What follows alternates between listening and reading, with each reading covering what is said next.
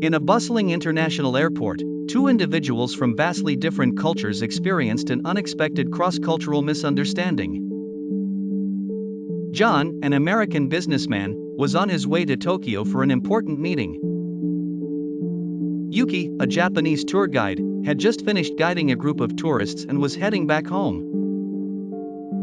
Both were seated next to each other on the plane, which would serve as the backdrop for an insightful lesson in intercultural communication. As the plane took off, John decided to strike up a conversation with Yuki.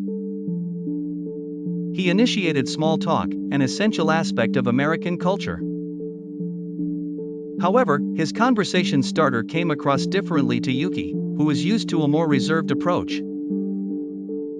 John was friendly and direct, asking, "So, what do you do?" Yuki, who valued modesty and viewed direct questions from strangers as somewhat intrusive, responded politely but briefly.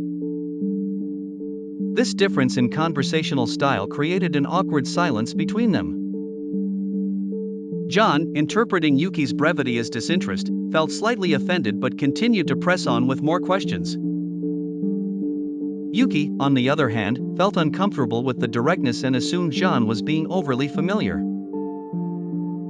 Their conversation gradually dwindled into silence. After the meal service, another incident subtly highlighted their cultural differences. John, having finished his meal, casually stretched his legs and reclined in his seat, inadvertently blocking the aisle.